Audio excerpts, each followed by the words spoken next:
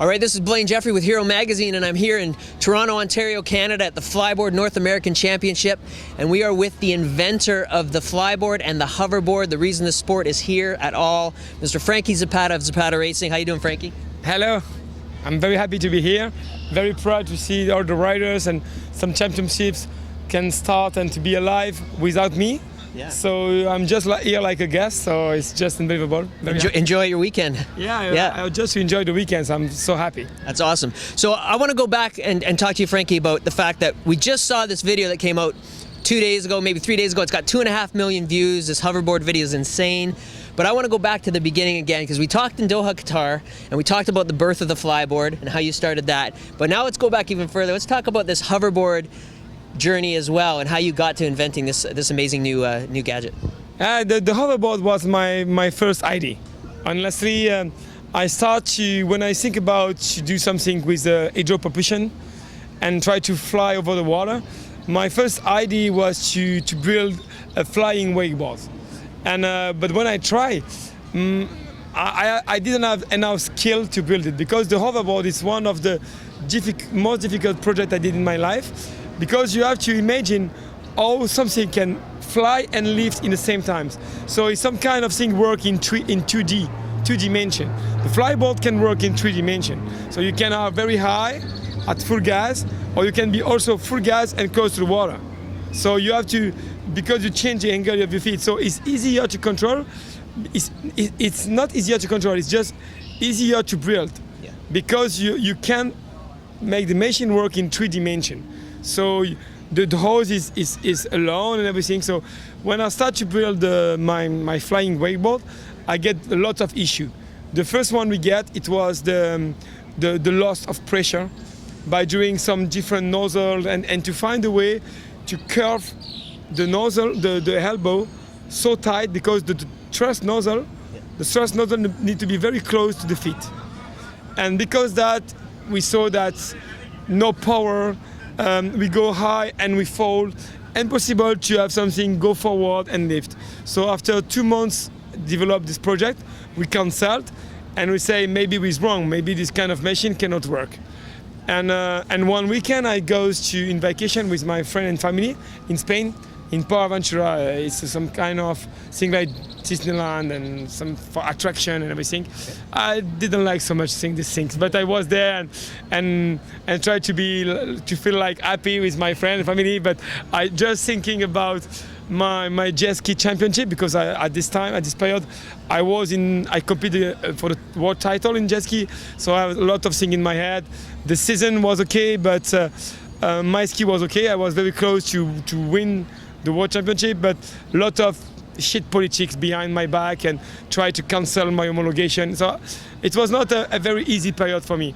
And at the same time, I kept this idea in my head, because I feel like my company started going on a crash, because I had all the world, all the jet ski industry against me. And so I feel like my company is started going on a crash. I have to find something to save my company. And I understood at this time that this kind of project can save my company. At this time, we have no words about that. We don't know what it was, Flyboard or Hoverboard. It's just this machine. And I started to think about it.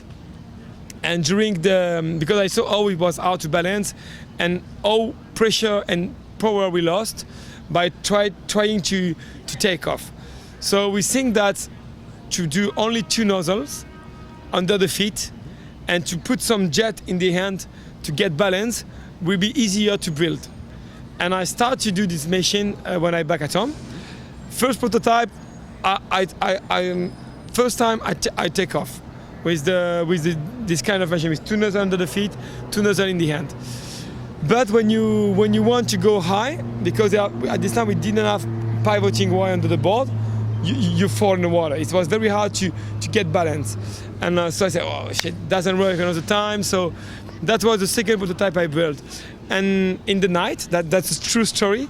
Yeah. Matt wake up me at 3 o'clock or 4 o'clock in the morning because he wanted his milk. Yeah. And I start to think about this machine and possible to sleep. And I understand and I realize that I need to put a pivoting wire under the board. For the board is completely you can move the board a completely different way than the hose, and the hose doesn't affect the balance. The pivoting of the board. And because, you know, my first job is I'm a testing pilot. Is that I did my entire life. After I'm not a bad pilot in jet ski, but my best skill, my difference between the other riders is that I'm able to debriefing myself and to think about what I need, what was wrong on the jet ski, and in the night when I wake up and I start to think about what's going on the board, what was the problem, I understand at this time that I feel like the hose screw me, you know. So I say, okay, I have to build one pivoting wire, but how I will do that? It was the weekend. So I started to think about machining some parts, but I didn't have the machine to do that. I started to think about put the fiber and try to make the pivoting system. Say, okay, stop. Go to the workshop and do it. It's easier than think about it along 2 hours. So I go in the workshop, I start to take carbon fiber and everything. And you know the story, after the first time I tested, it was done. Yep. I take off, I fly 8 meters high. Well, go take the jet ski of my father and see that we can fly with only 150 horsepower. So I said, okay, this project work, go to file a patent. That's the way to save my company. We do the video, we get all the view that you know, and the Flyboard story starts. Yeah. And all my team was taken by this thrust, you know, of the Flyboard and just go forward. And didn't have the time to think of the project. Right. And honestly, between you and me, I completely forget the hoverboard. Completely forget. I don't remember that my first imagination was that. And in the winters, in the summers, when I was in vacation, one of my friends, he lost his eyes when he was young, and he have not the 3D dimension. And so for him to fly high, it's unsafe and he didn't feel good. And he liked the wakeboard. But he said, when I want to do the wakeboard, I need to have somebody pull me, and I can't go with you in the sea and everything. Can you bring for me a wakeboard that I don't care about flying and everything. I just want to go over the water alone and just ride over the water, like Back to the Future, you know. I said, just 20 centimeters is fine for me. And I said, okay, I can try. So when we're back from vacation, it was one weekend, we have nothing to do. Say, okay, let's try. So we take some Flyboard, we cut the nozzle, we go in the water, it doesn't work. I'm back at home, and when I discussed with Crystal, because it was not a business project, it was just something with my friend to enjoy. And Crystal say, what are you doing? You already do. You don't remember that was your first thing, that doesn't work. You already worked for 2 months. I said, oh yes, you're right. And at this time I remember that it was my first project, but I completely forget. And so I said, no, I will try to do it for him. And 2 weeks after, we modified the nozzle, and we understood that it's completely the opposite way of the Flyboard. The hose, that was the problem with the Flyboard, that was the key for the hoverboard. It can't pivot. It needs to be rigid on the board, and the hoverboard doesn't fly. You will see that tomorrow that it fly over the water, but in reality it doesn't fly. It's like a wheeling. Yes. It's like that you make a wheeling with the hose. So you need the weight and the rigidity of the hose to fly. Yeah. And I get this idea, and I try to attach the hose, and I start to fly. And when I start to fly on a Seat, at this time it was not so fast, something like 15 kilometers above the water. Wow, I feel an amazing sensation, something completely different than the Flyboard. Flyboard, you are impressed by the high, you are impressed by the always easy to control, always intuitive. With the hoverboard, you get directly the sensation of flying because you move forward in the same time. And I say, oh wow, that's really interesting. That can be a very good product. And at this time, we didn't have foot strap, okay. So it was just free and very hard to control. So if you put too much on your free, you lost balance. And I start to improve my level. And after half day, I remember this. At this time, it was just a piece of wood with some foam on the bottom. And I say, my friend, take the camera, take the camera. And I goes on the ramp, and I just slide on the ramp and go back, go out of the hoverboard like this. And so I feel like it's so fun that I have to continue working on that. And after that, we spent 9 months. 9 months. It was the most difficult project I did in my life. Impossible to pass over 15 kilometers. And I understood that I can't put this product on the market before it's going at the same speed that you tower somebody in wakeboard. Right. So you need to go to 25 miles. 25 miles is the speed that you take in surf, in the wave, that's the speed that you cruise in snowboard, that's the speed that you tower somebody in wakeboard. So we have to go over the speed. And honestly, it was impossible. And also, it can turn, but like very easy turn. Can't do the flip, can't do the very sharp turn. So, and one day, we start to understood that the nozzles need to be most close that we can from the center of the feet. But when we did the first prototype in this way, it was with 4 nozzles at this time. It was very easier to drive, very, very good on the turn, and I start to feel like on the reel of the hoverboard that we have today, Yeah. but not so much power. Okay. Impossible to fly over 25 kilometers, so 60% under the goal, and so we passed like this last close to cancel the project because it was cool, but impossible to fly so high, impossible to go fast. So, and the machine was big, heavy, so it was not that I dream. And start to continue working with my mechanics, Christian. We build 35 prototype. Every week we build one and go and test. Go back at home, work on the project, build another one, go on the water and test. And impossible to find a way. And one time we built a big elbow, just to see, okay, I know that it will be very hard to drive because the thrust nozzle will be very far from the feet, but I just want to see if I can go very fast or not. And at this time it was just Android label, so impossible to stand up on the board, but incredible fast. And I get the speed that I have today. I say, okay, that's the way. But how I can move the water in this way, just with only one elbow, because it's very small, it's very light, but how can I keep the thrust? How can I don't lose 90% of the efficiency by doing something very small? And with my software that I have, I saw that the loss of pressure, it's 10 times more than the speed. So it's relating to the speed of the water inside the elbow. It means like if the water goes to 40 kilometers, you lost, let's say, 3 bars pressure. But if you goes to 30 kilometers, just 10 kilometers less, you save 100%. You know, because it's 10 times 10. So it's square, you know, by square. Right. So I say, oh my God, I have to decrease the speed to 30 kilometers. Oh, I can do that. So the key was to make a big elbow, a bigger one. But if I do a bigger one, I go more far from the feet. Oh, I can do. And I started to think about it. And one morning I get the idea to make something oval. But when it's oval, it's the same surface as 120 millimeters. But because it's oval, you can turn faster.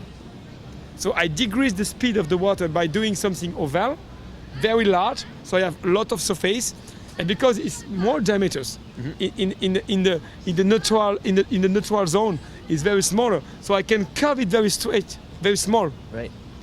And we get the same power with the best feeling that we got. And we reach at this time something like 18 miles. And after I saw my software that because the curve was so tight that the waters on the beginning of the corner the waters want to pass on the outside, and that stopped the water. And I imagine that it's no way to stop the water to make some trouble on the small angle. But I have a way maybe to save that this water can cause trouble in this zone, but cannot cause trouble in this zone by separate the oval with the wall. And when I do that, I get 6 miles more. So I filed a patent, speak about all these things. But honestly, I break the brain of my engineers, my patent engineers, because the Flyboard was so easy to write a patent. He did it maybe in 2 weeks. For the Hoverboard, every single prototype we did work. Right. You know, some are really good, some are really bad, but all that we build can fly over the water. So to find what is the way to lock this kind of of machine was so hard. So I put him, I think, at the limit. So we have a very general patent about the way of overboarding with water machine, or the inclination of the thrust nozzle and everything. And after we speak also about something more specific about the oval, elbow, and the wall and everything. Sure. And after we will see what we can get. Sure. But for sure, we have many ways to protect our inventions. I'm so happy. Sure. And at this time, honestly, I didn't imagine that the hoverboard will be like it is today. The goal of this machine was to come back of my first passion, the snowboard, and in the same time the jet ski. Because for me now it's very boring to take my jet ski and have a trip over the sea. At the time you fly with a flyboard, come back on an easy machine like this and go on the wave is boring. But on the other hand, with a flyboard you are not able to have a trip over the sea with your friend. It's too long, it's very, you become tired very easy. So I say I rebuild this machine to have something that you can curve in the air, make some crazy turn in the air, and you can have a trip in the sea. Yeah. That was the general way, and it's on this way that I developed the machine. And the only thing missed me on the hoverboard, I miss Flyboard, because now I take the passion about doing the tricks, backflip and everything. Yeah. And it's sure, when you take the hoverboard, you can go from here and cross 20 or 40 kilometers in the sea. But when you arrive at the location, if I can have my flyboard, it's better. Yeah. Because I can do the tricks, the spin, backflip. Sure. And I try to make some backflip and everything. But it's more like a snowboard style and wakeboard style. And I stopped snowboarding since 15 years. And the only thing I did, it was the race. Yeah. I never done the freestyle and everything. So the technique is really similar. And so I have no skill to do that. And when I came in Cancun, I just swear that the riders push me and push all together to try to make maybe some kind of flip. And when I give the hoverboard to Jordan, he say, hey, let me try. backside flip, and say, wow, my God, it's incredible. I say, try the front one. Front one, first time he did. I say, oh my God. Well, he's gonna like that because we've been talking, and I keep saying you did it first, and he's so stoked. Yeah, it's a really very, very good on hoverboard. Yeah. Honestly, it teaches all of us, and because it's more familiar for him, because he did wakeboard before and snowboard, and he said it's exactly the same movement. So and it's the way for the pro snowboarder or wakeboarder to practice, because it's when you try to make something on the snowboard and you fail, you fail in the snow, it's terrible. On the hoverboard, can fail a million times, sure. Nothing happen. So, and also it's the way for them to practice during the summer. And honestly, after, I'm maybe harder than them, but I say I don't want to be the guys invent the machine and just make some easy turn. Show me how to do the backflip, Yeah. So Jordan show me, and I did it. Yeah. And after, it was very hard for me to do the front flip. And at the end of the weekend, I said, okay, I will try. And I fell 10 times, and at the end I did the front flip also. Nice. And now I practice on the double spin, and I try, and now I can do it, the backflip with the hoverboard. Oh. So you can make Jordan told me that it's called, it's more like a bower, a back bower and a front barrel. Okay, yeah. It's not really a backflip because your body do a backflip, but the machine do a board, Yeah. So you can do, if you do like this, it's like a board, and you can do also by going up, so it's more like a spin. And now I can do the wheel backflip with the machine. You go up, you catch the front of the board, and the machine can do this, Wow. So it's some kind of thing that you can do, all the tricks that you can do with the flyboard. I think we can have 1,000 diversity of tricks.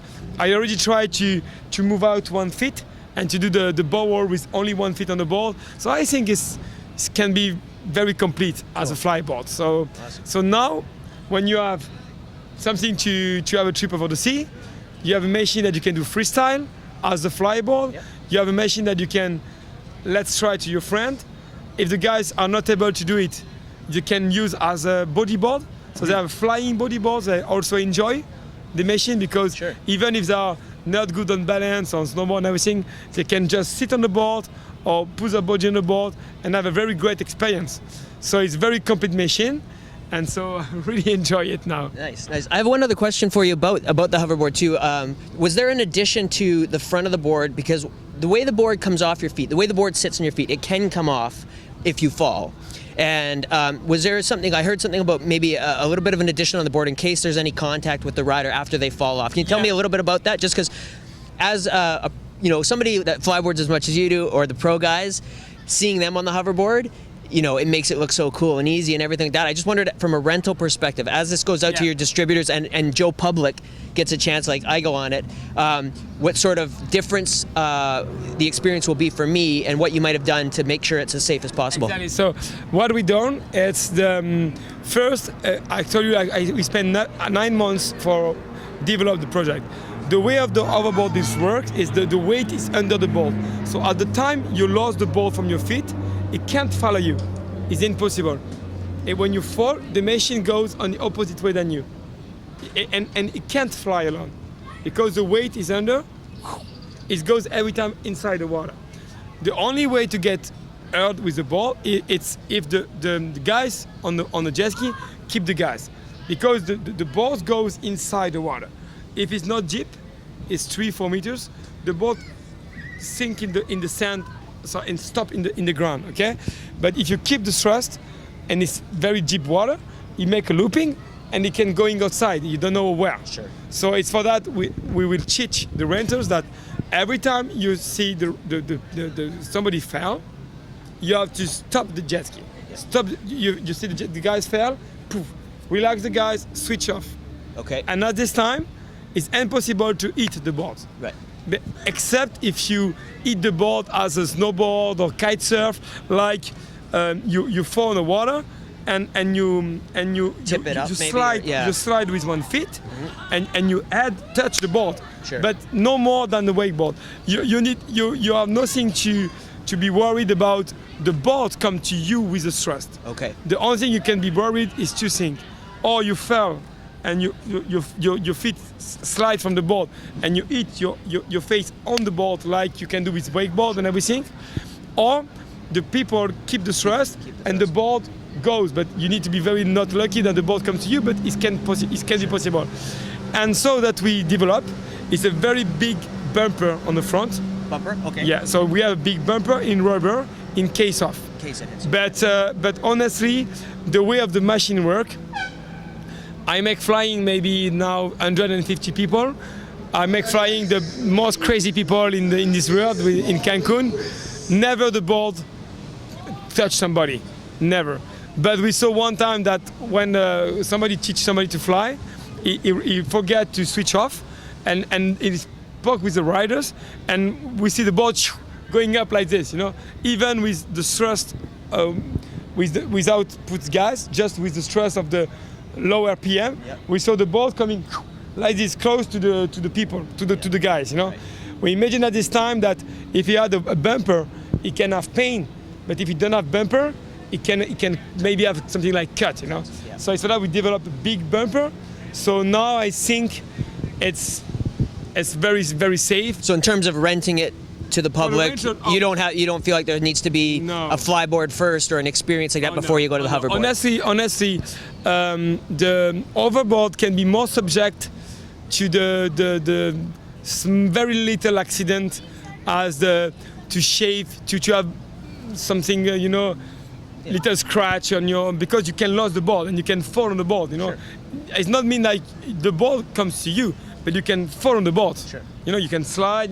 So at this time you can have some small accident. So it's better to wear an helmet as a flyboard, and I think you need more the helmet on the hoverboard than the flyboard, because the flyboard, honestly, the helmet is only if you touch the ground. Sure. But you need them to touch the ground because you have to fly very far. The only very dangerous accident can happen in flyboard. It's not how you fly, it's where you fly. Yeah. And all the accidents we heard in the world is people dive without enough water. But you need them to have a flyboard to doing that. No, not at You all. can take a boat or in the swimming pool, you know. So the flyboard itself is not dangerous. The only thing is dangerous is where you fly. The good point with the hoverboard, that's disappear. Right. Even if you fly on 1.5 meters, it's fine. So there's no at this point there's no using the hoverboard to go in and out of the water. The hoverboard stays on the surface or above. The hoverboard stays over the surface, and if you fall, you will touch the hoverboard first on the ground. So if you fly on not enough deep water, you will maybe have injury on your ankle or something like this, but it's not a dangerous accident. But on the flyboard, you can only fail maybe on the jet ski. Yeah. For that, you need to wear an helmet. Sure. That might never happens, because, and even if that's happened, when you fall on a jet ski, the jet ski goes in the water and move away. Sure. So it's not so dangerous as the people can imagine. But the helmet protects you in case of you fall head first. With the hoverboard, you have the same kind of problem. The difference is the hoverboard, you pull the jet ski, and you have every time front of the jet ski. So you have more far from the jet ski than the flyboard, because you can't fly very high. It's maximum 5-6 meters high. So you are every time very far from the jet ski. But you have this possibility that you fall on the board. So honestly, wear an helmet is really enough. The big bumper that we have is really safe now, and I think for the craziest people want to test the tricks and everything, maybe they can have a protection in the face. Sure. But for the moment, we don't feel like something that we need.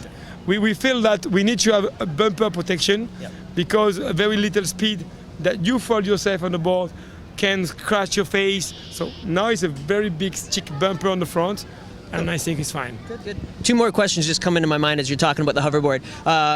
Tell me about how much experimentation went on with how your feet are strapped in and what you use, and whether or not that's going to progress as you try any new things with the feet?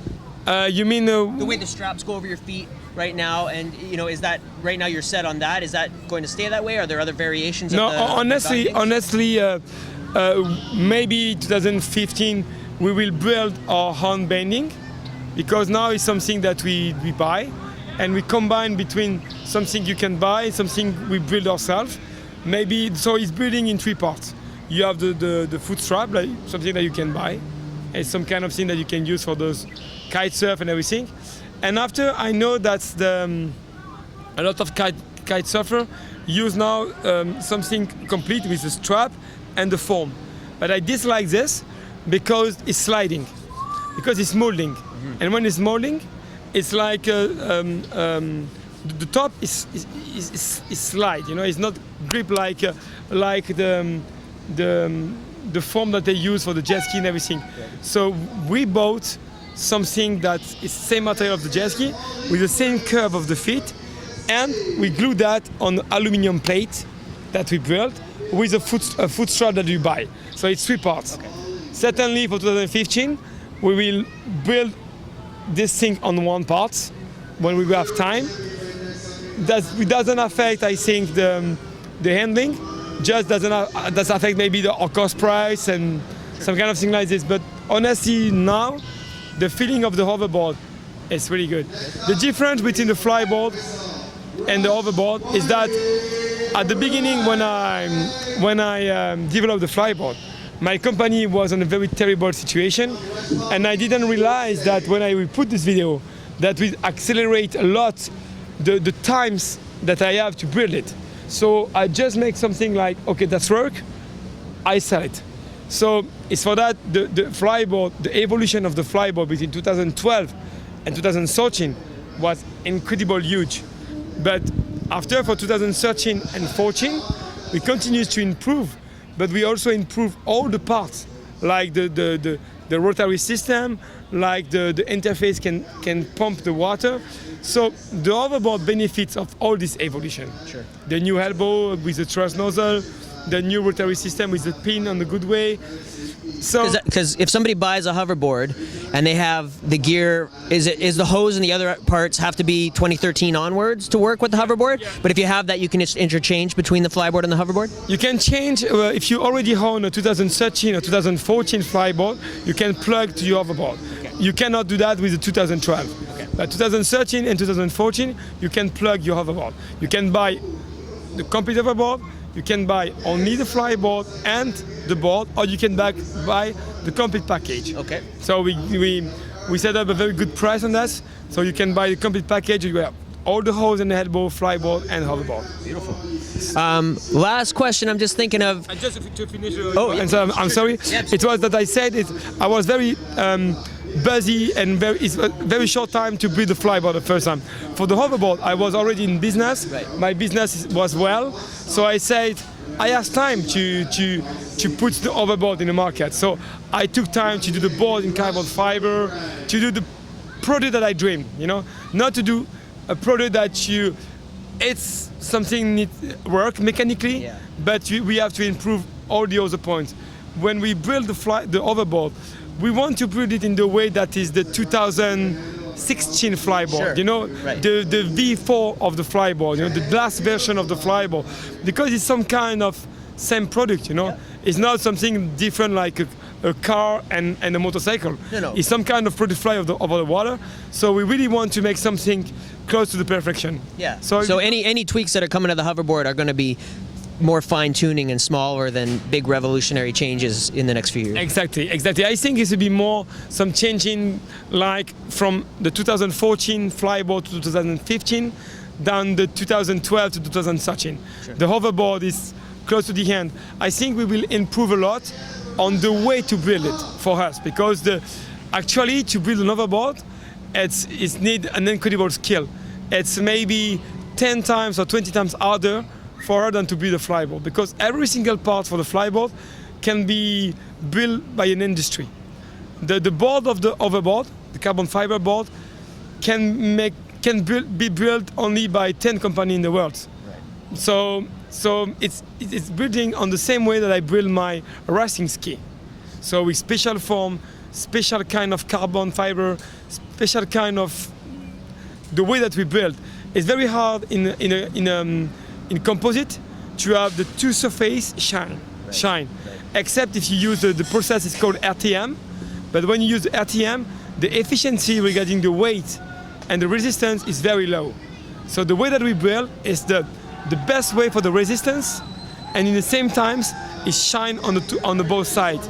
So I can't explain you how we do that, Sure. but it's really, really, really hard. And the resistance of the board is 12,000 kilos per meter square. So and it's that when you need if you want to fall from 8 meters.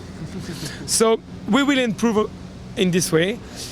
Just to explain you, give you an example, every part is hard to produce. Right. And it's for that the flyboard, to start by the flyboard was great for us. Because just to set up how to cast the connectors of the hoverboard, it took to the company build it 5 weeks. To do on the flyboard, it was only a week, because it's like it's turning everywhere. There are one wall in the middle. It's building in 20 pieces. So every single part of art. Wow. So we will improve on this way for get less headache. Sure. But for the customer, I don't see that will affect a lot, like 2012 and 2013 Flyboard. Yeah. Well, everybody really appreciates the effort, because everybody's going to have a lot of fun on this board. The last question, the only thing that was coming in my mind is hose length for the hoverboard. Is there any advantage or reason to go a little longer with the hose to give any? Is there any advantage at all? No, because you never feel the jet ski on the hoverboard. Very less on the flyboard, because the machine go forward. So the size of the hose stay the same, because we feel that it was a good compromise on the flyboard and on the hoverboard for very easy reason. If you want to take the hoverboard just to make some cruise, it's sure that you can imagine that if you make a shorter hose, you can have more efficiency. It's right and wrong. First, because when the hose is shorter, the jet ski on the back suck more waters with bubble. Okay. So that you are more stressed, but you also decrease the stress because the cavitation, because the jet ski suck the perturbate water with bubble. Yeah. So the size of the hose stay the same. 18 meters is the best compromise. And second, even if you get some more speed, you lost the possibility to do the tricks. Right. Because you are too close to the jet ski and it stays dangerous. So the size of the hose stay the same. The only thing we change is the diameters of the hose. We call that X-Power hose. The X-Power is a bigger hose, bridging in a very different technology of fire hose. This one is, the inner is bridging by company like Dunlop. They build the inner tube, and the outside is built by other company. And at this time, because the rubber is more efficient for the dynamic flow, and because the hose is bigger, you increase the thrust at 30%. So that gives you the possibility to win 6 kilometers on the hoverboard. And you can also use, and that doesn't affect the handling and everything. And you can also use this hose for the flyboard. The only thing that affects in a bad way on the flyboard is when you do the backflip. Because the hose is a little bit heavier and a little bit more stick, it's a little bit harder to bend. So when you do the backflip, you need to think about stop the rotation or you over-rotating. So that's the only issue, but it's only something that the best rider can feel, you know? Sure. So, but for the rental operators, with the X-Power hose and the double impeller, with only 90 horsepower, with a regular weight like me, 75 kilos, you can fly at we measure with my mechanics at 7.6 meters high, with double impeller, and the special hose with 90 horsepower. Wow. And with 155 horsepower, we fly a little bit higher than the original 260 with the original impeller and original hose. Wow. So it's very huge difference for the rentals. The hose is stronger, so more reliability for the rentals. So I believe that this hose is a perfect compromise for the rentals, and it's the best hose for the hoverboard. And for the flyboard, it depends how you use it. For me, I prefer to ride the flyboard with the original hose. I prefer to ride the hoverboard with the new hose. Sure. So I have to make compromise, you know. Right. But honestly, with the hoverboard, it's just a question of speed. So that depends what you want to do. Sure. The day that I want to have a trip with my friend in the sea, I take the big hose. And the day that I want to perform with flyboard and hoverboard and can switch, I take the old hose. So it's just a question of what you want to do with it. Perfect. Well, thanks very much, Frank, for taking time, man, teaching us all about the hoverboard. And we'll catch you later from Toronto. Thanks very much. Thank you very much. Thanks, Frankie. Good job, Thank you very much. Good job. Thank you.